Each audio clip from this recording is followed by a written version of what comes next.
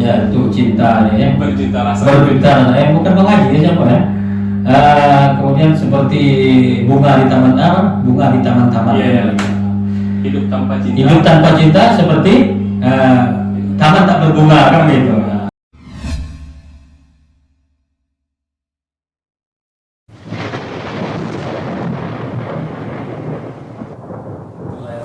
Bismillahirrahmanirrahim. Assalamualaikum warahmatullahi wabarakatuh. Waalaikumsalam. Kembali lagi bersama kami JJ Pasi, yang biasanya kami menampilkan konten-konten kegiatan ekstrakurikuler dalam bidang seni musik, nyanyi kasidah, nyanyi nasir, dan kegiatan-kegiatan lainnya. Hari ini ada sesuatu yang berbeda dari kami, karena hari ini kita kedatangan Ustadz. Langsung saja kita tanya-tanya sama Ustadznya ya. Gimana kabarnya Ustadz? Alhamdulillah. Jam berapa tadi sampai di Mandua Sejunjung Ustadz? Tadi kita kebetulan dari kampung di Tanjung Palu. Tadi sampai di sini saya kira jam 9 mungkin barangkali. Kemarin dari kampung dari Padang, terus malah setelah berasal jam 5:30 baru berangkat dari kampung. Berarti domisilinya di Padang ya? Domisili sekarang di Padang, tepatnya di Kuranji, Kecamatan Kuranji, Kota Padang. Alhamdulillah. Kebetulan kemarin Bapak Kepala Sekolah Mandua menelpon menghubungi. Sebelumnya sudah ada kontak sama beliau. Kebetulan beliau ini di samping guru dan saya sebagai murid lama ketika itu sempat di rumah beliau dan hanya sekedar bahkanlah sampai lalu bagai kau mau campur kecil payah bahasa Indonesia saya jawab apa sekali mudah-mudahan mengerti ya. Dan kebetulan pemirsa ini memang pemirsa kita yang di Paksi ya, ataupun alumni dari Mandua Sejunjung Plus Keterampilan ini memang mengerti, pada umumnya mengerti bahasa Minang, jadi tidak ada masalah kalau tercampur bahasa Laskar Maluit. Jadi kadang orang itu Pak Jen kalau di bahasa Indonesia sarunya gitu, jadi akhirnya lucu loh tidak ngaku kayak gitu. Jadi waktu itu kawan masuk sekolah dulu berapa kila dari Sika ke Sawaduta gitu itu. Jadi akhirnya macam campur bahasa. Ya Ustadz, mungkin banyak yang belum tahu Ustadz, nama Ustadz siapa itu? Kalau nama di ijazah nama Ayunda Irsyad. Ayunda Irsyad. Kawan-kawan sama sekolah dulu mulai dari Senawiyah tahu nama itu. Kemarin sebagaimana mungkin beberapa hal yang dahulu sahabat-sahabat Nabi juga lakukan ketika sudah mulai hijrah, maka mereka melakukan hijrah nama juga. Alhamdulillah nama hijrah kemarin kebetulan ketemu sama waktu itu jemaah dakwah dari India. Beliau tanya nama saya, your name? Saya bilang nama Ayunda Ihsan. No, you change your name. Tukar nama menjadi dibilang your name Cheng Yunus kan gitu. Nama itulah di kalangan pegiat dakwah saya pakai nama itu Yunus Abu Zaid namanya di Facebook ya. Yunus Abu Zaid. Ya, Yunus ini nama pemberian tuh. Nama hijrah tuh Abu Zaid ini artinya ayah dari Zaid dulu anak saya yang laki-laki dari Zaid namanya kan. Yang dulu nama sahabat ada namanya Abu Darda, Abu Hurairah itu bukan nama mereka sebenarnya, tapi nama mereka ketika sudah hijrah itu kan jadi Abu Darda, Abu Hurairah atau Abu Bakar pun bukan nama aslinya begitu. Mudah-mudahan kata beliau, kata orang itu dengan dihijrahkan nama ini menjadi pribadi yang lebih baik dan semoga masuk radar doa.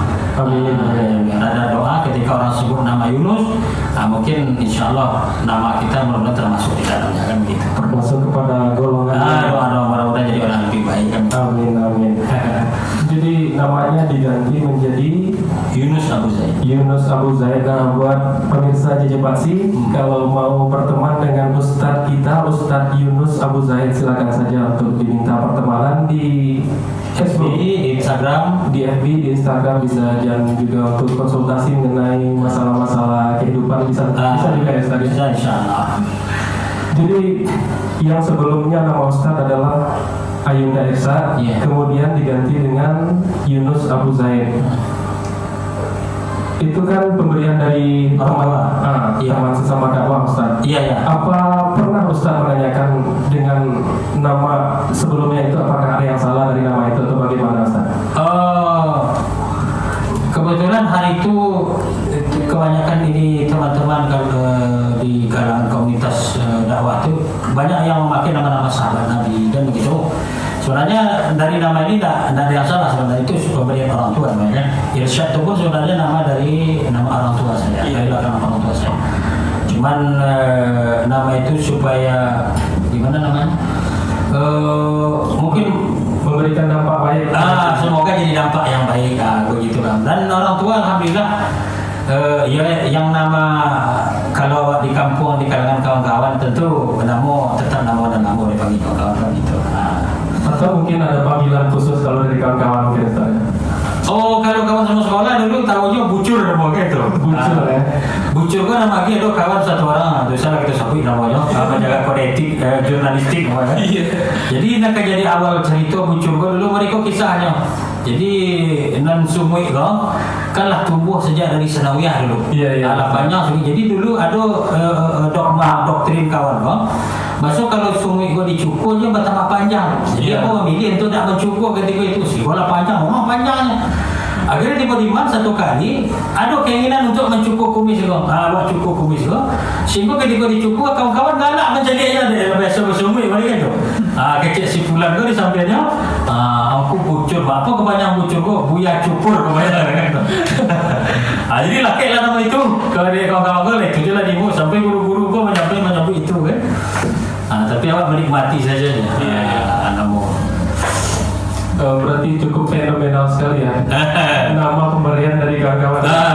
Dari kawan-kawan. Dan alhamdulillah bucur ko sama Diman, diajak kawan-kawan ko, dan ketika Diman tahun 2000 sampai kami masuk, setahun pernah menjabat jadi ketua OSIS waktu itu kan. Dan kalau tidak salah itu pertama OSIS pemilihan dengan coblos langsung.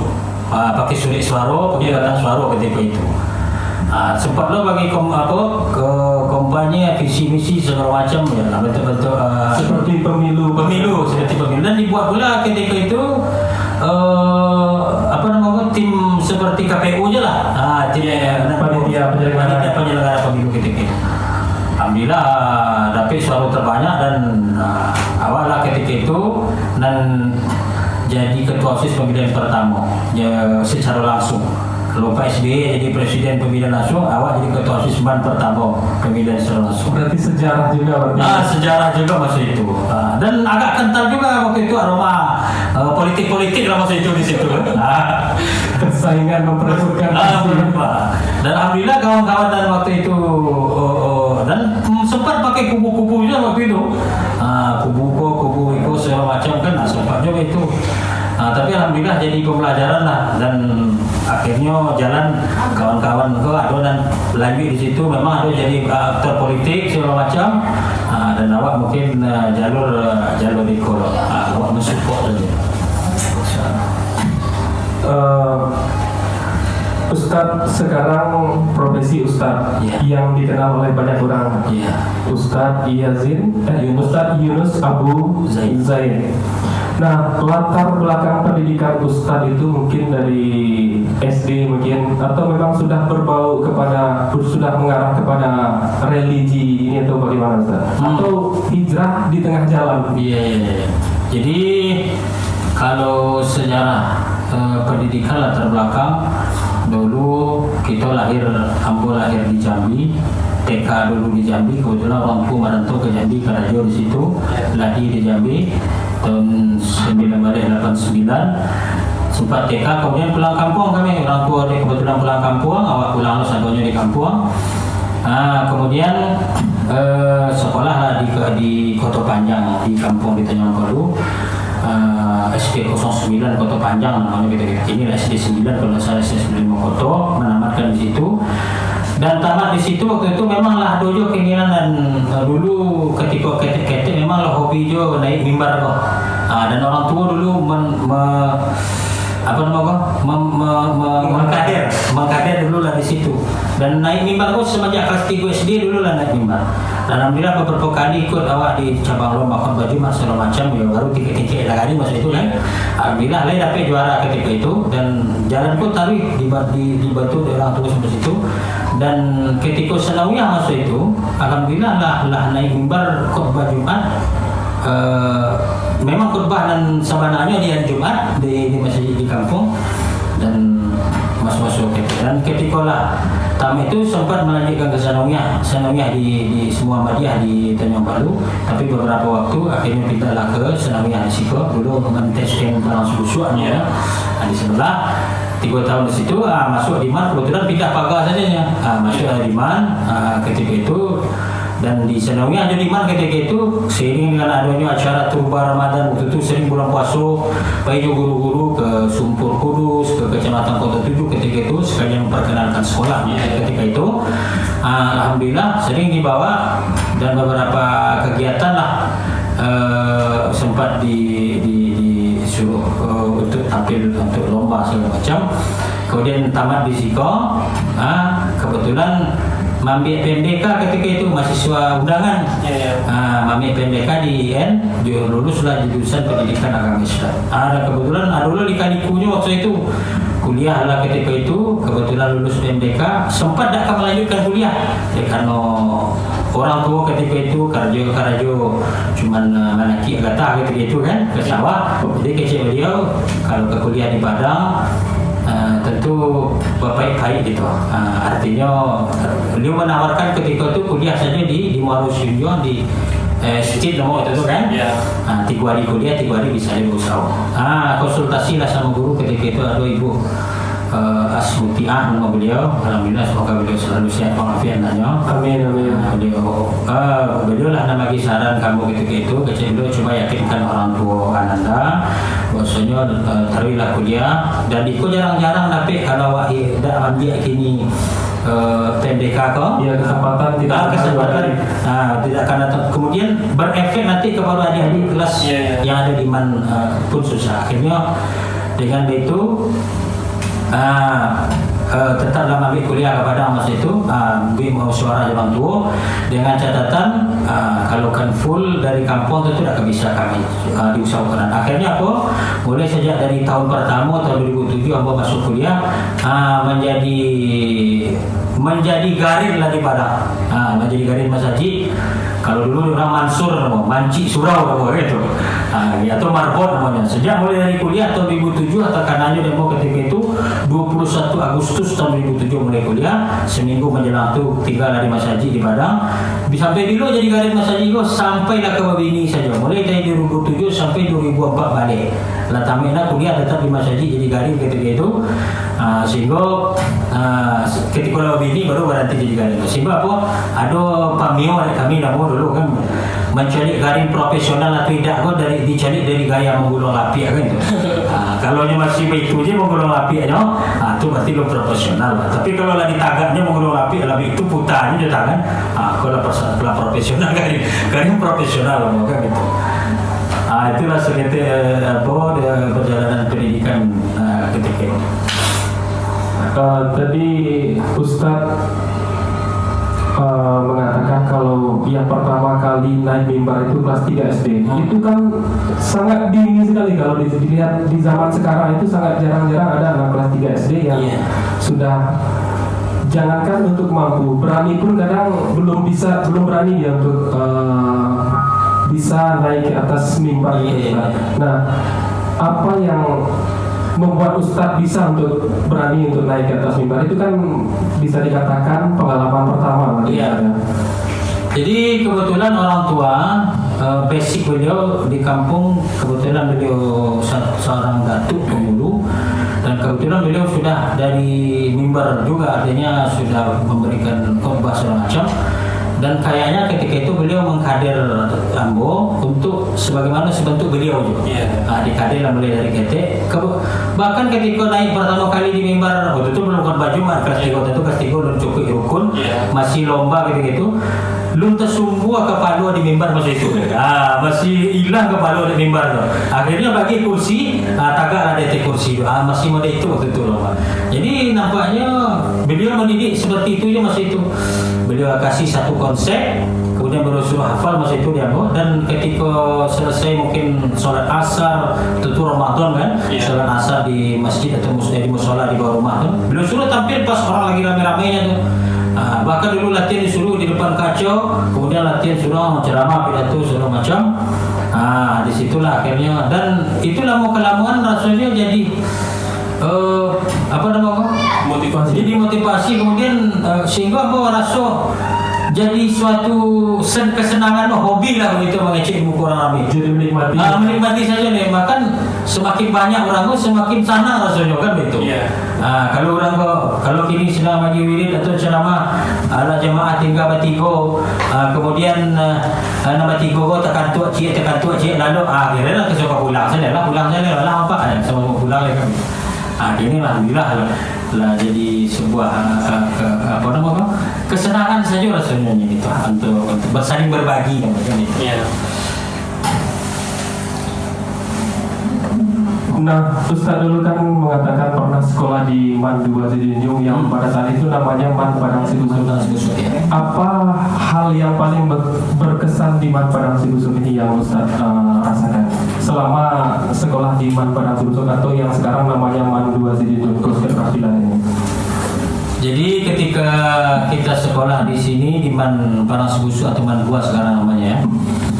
Dulu begitu banyaknya pengalaman, kenangan rasanya. Saya juga merasa bahwasanya gamblengan daripada guru-guru semasa sekolah di sini. Ketika itu kepala sekolah waktu kita masuk itu Bapak Kepala Kemenak kita sekarang, Bapak Samsul Arifin, semoga Allah SWT beri beliau kesehatan, hanya sukses sebenarnya. Kemudian dalam gamblengan beliau ini, alhamdulillah karena beliau memang ya termasuklah motivator luar biasa. Artinya beliau ini satu kata-kata beliau yang selalu saya ingat dan saya jadikan motivasi tidak ada dalam konsep dunia ini orang bodoh di dunia ini, tidak ada kata beliau. Orang yang kenapa bukan dia bodoh, karena orang ini karena malas saja kata beliau. Orang konsep bodoh ini hanya ada di planet Mars saja kata beliau. Kenapa?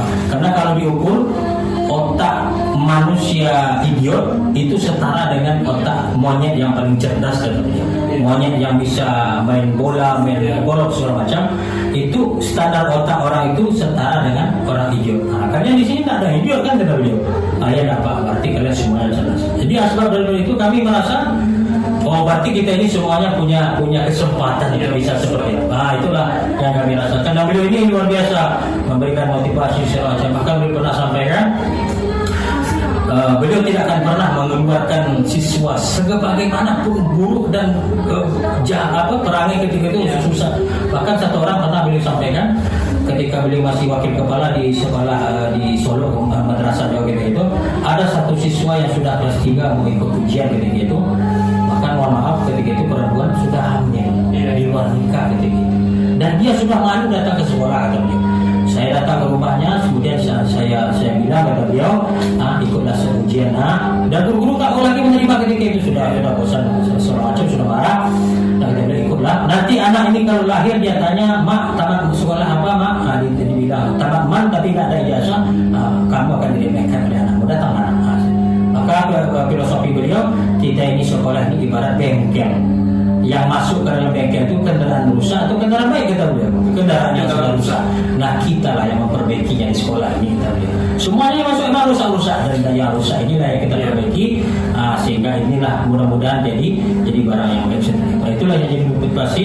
Kemudian tambah juga kepada guru-guru kita yang luar biasa seperti Pak masih ketemu Pak Amin ketika itu sekarang jadi wakil, kemudian Pak Rizal ketika itu.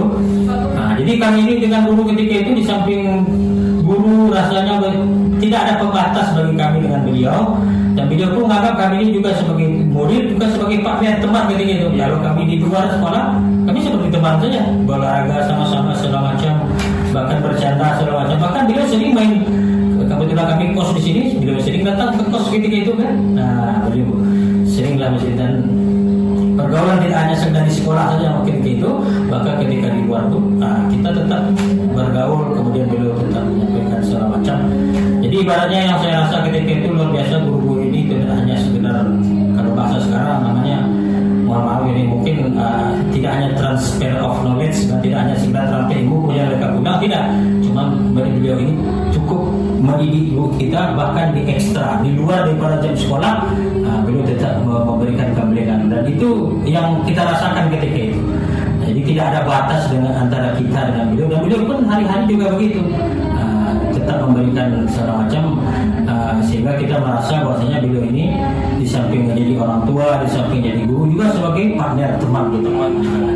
Seluruh permasalahan bahkan cerita segala macam ketika itu kan ada zaman-zaman itu cita-cita monyet lah istilahnya kan begitu. Ada sekarang kan. Bahkan beliau cerita itu, beliau oke saja terima cerita itu kan. Mungkin itulah barangkali. Alhamdulillah, saya rasa itulah yang menjadi satu motivasi bagi saya. Seperti kata Pak Kepala di acara tadi, dia ini dulu kayak bahasanya tangga aja, badan aja orang, tapi coba tanya bakal sisa sampai sebenarnya sukses dulu sukses, cuman sekedar bagi pengalaman adanya aja. Itulah. Sejauh pengetahuan Ustaz yang dulu pernah mengalami masa-masa sekolah di sini dan sekarang, pandangan Ustaz tentang perbandingan dunia pendidikan yang dulu dengan dunia pendidikan yang sekarang. Jadi karena berbeda generasi, kemudian berbeda cara pola ajarnya, dan berbeda pula kenakalannya masa itu kan begitu. Jadi mungkin dahulu mungkin tidak bisa disamakan dengan hari ini, dan anak-anak kita sekarang ini mungkin sudah banyak yang hebat seperti yang tadi kita dengar di acara tadi kan, yang bisa menampilkan dalam 5 bahasa, dan sebenarnya cuma sekedar penggabungan saja. Artinya jangan katakan bahwa orang dulu kami begini, karena tidak baik juga membandingkan, karena zaman kita ini tidak sama dengan zaman anak-anak kita dahulu. Jadi menyesuaikan saja anak-anak ini dengan zamannya dan dididik dengan polanya sendiri. Artinya kalau dahulu di zaman kita mungkin barangkali guru-guru ini memberikan punishment namanya atau hukuman. Barangkali mungkin dulu masih nggak apa-apa kita ini kena pukul segala macam. Kini sekarang ini mungkin nggak bisa, dan itu sudah diarahkan juga dalam pendidikan. Sekarang nggak main lagi dipukul, tetapi bagaimana memberikan punishment kepada anak ini. Salah satu contohnya misalnya, kalau dulu terlambat kami bersihkan WC, betul mau bersihkan WC, pada seperti itu kan. Sekarang ini ketika terlambat apa yang dilakukan? Guru sudah kalian terlambat sebelum masuk lokal, kalian hafal surat Al-Balad misalnya kan. Dikasih, jadi punishmentnya ini mendidik. Kalau sebelum menghafal surah Al-Balad kalian belum masuk ke dalam, akhirnya dia menghafal sebagai hukuman, kemudian dan ayat langsung sebagai pembelajaran supaya dia bisa langsung menghafal Al-Quran gitu. Jadi mendidik ini sebagaimana sesuai dengan zamannya. Sekarang sudah zaman digital segala macam, dan kita sebagai mungkin seorang pendidik tidak boleh tertutup dengan kemajuan. Jangan sampai kalau kita bilang internet ini yang buruknya semua, itu gantung kita bagaimana pemakaiannya. Semuanya ini sebenarnya ada mudaratnya. Kalau bisa dipakai, bahkan era digital sekarang ilmu ini tidak hanya bisa disampaikan oleh guru-guru dan anak-anak murid kita tuh hari ini sudah pintar. Kalau kita ini tidak guru ini tidak inovatif, tidak edukasi segala macam, tidak kreatif, maka bisa ketinggalan. Nanti ini sama murid-murid hari ini. Kenapa? Karena mereka belajar mungkin di Google segala macam, dan kita tidak menutup diri di itu. Mungkin banyak pemikiran segala macam yang ini sudah bisa diwujudkan. Tadi Bapak Kepala alhamdulillah sudah menyampaikan perkara doa yang dulu sampaikan tadi, doa yang saya buatkan itu kayaknya hari ini tolong kalian lihat di Google banyak doa-doa, tolong kalian buat segala macam, dan itu luar biasa positifnya. Jadi mendidik dengan menyesuaikan dengan zamannya masing-masing. Nah, Ustaz, ini kan fenomena anak muda zaman sekarang.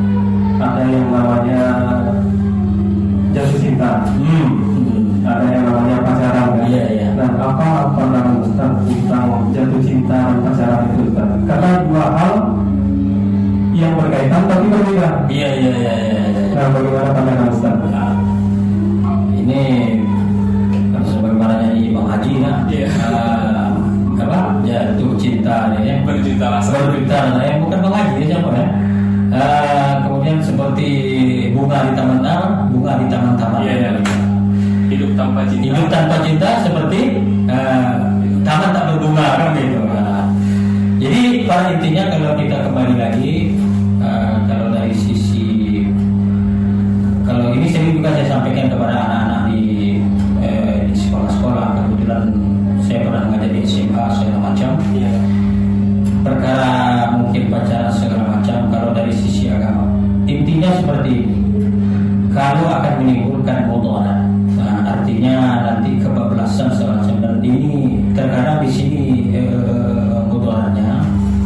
Maka sebagaimana yang dikatakan dalam Al-Quran, wala taqrabuz zina, jangan dekati zina. Nah, dan pacaran ini terkadang ya namanya seperti bagaimana dikatakan, kalau kalian berdua maka yang ketiga itu adalah syaitan. Terkadang sering termasuk seperti itu.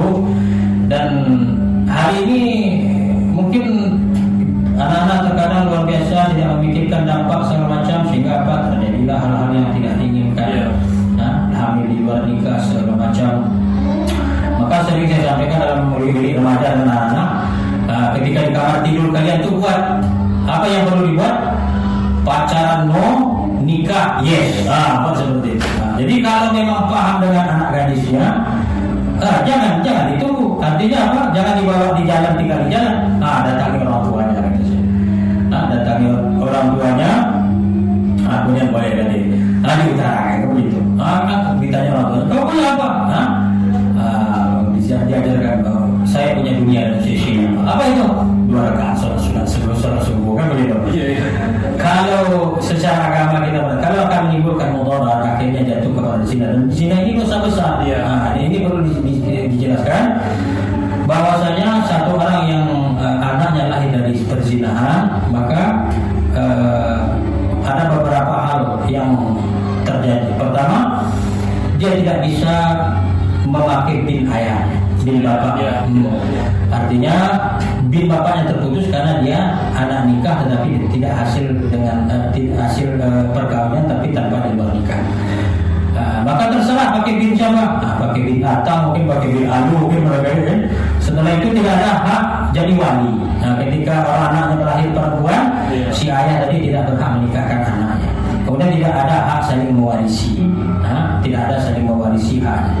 Setelah lupa, ini ada 4. Dan ini menjadi mudarat semuanya. Ketika ayahnya tetap menikahkan anaknya ini, yang tidak nikah, yang hamil di luar nikah tadi, maka yang anak ini ketika dia tetap melahirkan nanti suami lahir lagi anaknya, sebagai ulama mungkin berpendapat, dia tetap dalam keadaan berzina. Nikahnya tetap sah. Bang Syafi'i mungkin mengatakan nikah orang yang sedang hamil itu bagaimana? Tetap sah. Tetapi ada yang menyuruh untuk ketika anaknya lahir di nikah, diulang nikah. Ulama itu dah bab dari tentang ulama fikih. Dan kalau akan menimbulkan efek seperti itu, mungkin barangkali bolehlah dihindari. Dan kemudian andaikan ini dalam masih taraf normal, artinya bukan saya menyuruh berpacaran, artinya ya mungkin barangkali masih bisa diarahkan oleh guru-guru atau guru BK segala macam, yang mungkin ketika dia mengagumi satu orang, kemudian orang ini bisa menjadikan motivasi baginya paling tidak untuk datang ke sekolah segala macam. Sekedar untuk berteman lah bahasanya mungkin barangkali ya. Mungkin sekedar untuk memotivasi ya.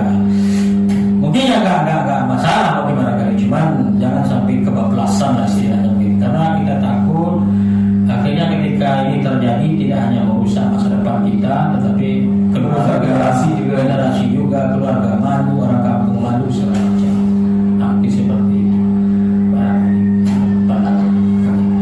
Nah, harapan Ustaz untuk ini terakhir pertanyaan Ustaz. Harapan Ustaz untuk generasi muda dan dunia pendidikan, khususnya untuk mahasiswa di Universitas ini.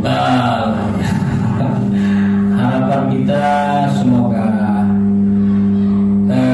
untuk Madrasah Khusyuk tempat kita kami dulu menimba ilmu, semoga makin hari makin sukses.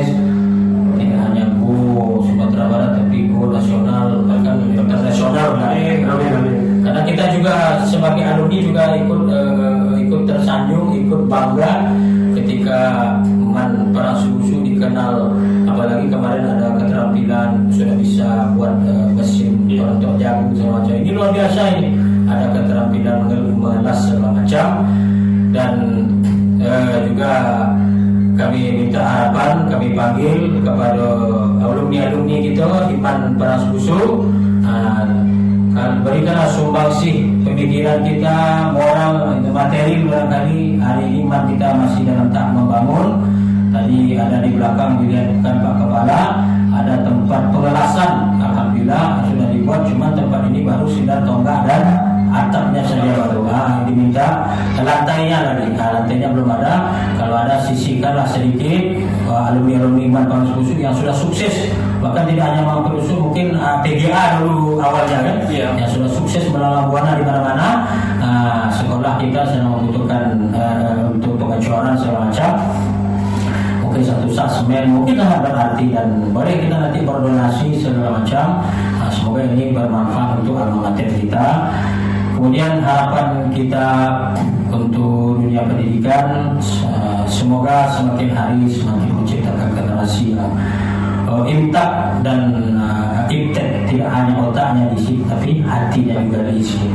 Hari ini Indonesia ini bukan kekurangan orang pintar, tidak, tapi kekurangan orang-orang yang jujur, dari hatinya termasuk. Ketika kepala hanya diisi kemudian hatinya ada, dia tetap kosong, maka terjadilah korupsi, terjadilah segala macam. Bahkan dia sudah ilmunya banyak, profesor semuanya, tapi kenapa masih bisa orang melakukan? Karena apa? Yang paling pertama adalah faktor iman.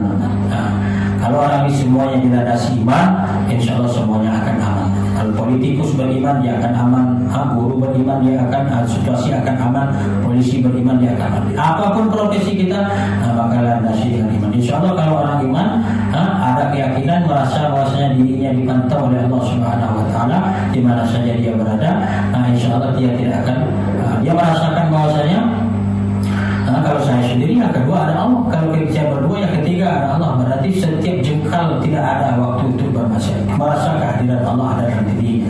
Ketika orang merasakan itu, insya Allah negeri ini akan aman, bantu sebagaimana harapan kita semuanya. Dan ini berawal daripada pendidikan. Pendidikan ini adalah penting, sebagaimana pengertiannya, pendidikan proses memanusiakan manusia. Dia sudah jadi manusia, tetapi mesti dibentuk dengan manusia lagi. Pendidikan tidak hanya sekedar mentransfer ilmu, transfer of knowledge, kemudian tetapi membentuk karakter, membentuk akhlak segala macam. Inilah pendidikan kita di Indonesia. Sekarang sudah bertukar lagi kurikulum merdeka, kurikulum, semoga dengan kurikulum yang baru ini menjadikan dunia pendidikan ini jauh lebih berkualitas lagi dan menciptakan generasi-generasi yang memang berkualitas di bidangnya masing-masing gitu. Ya Ustaz, terima kasih banyak Ustaz. Kami kutip tadi ya. Dalam hidup itu mesti ada motivasi. Seperti kata Ustaz tadi, ada pesan dari salah seorang guru dari Iman Peras Busu waktu itu yang memberikan Ustaz sebuah kata-kata yang memotivasi. Semoga juga bisa memotivasi masyarakat di luar sana, siapapun yang menonton podcast di Jelipat sini atau di Bandung sini juga. Dan satu lagi, nilai dari seorang manusia itu adalah imannya. Jadi bila seseorang mempunyai iman, apapun profesinya, pasti dia akan memberikan rasa aman kepada orang lain maupun untuk dirinya sendiri. Terima kasih Ustaz. Ya, demikianlah bincang-bincang kita dengan Ustaz Yunus bin Abu Zaid. Ustaz Yunus Abu Zaid. Terima kasih banyak. Assalamualaikum warahmatullahi wabarakatuh. Waalaikumsalam.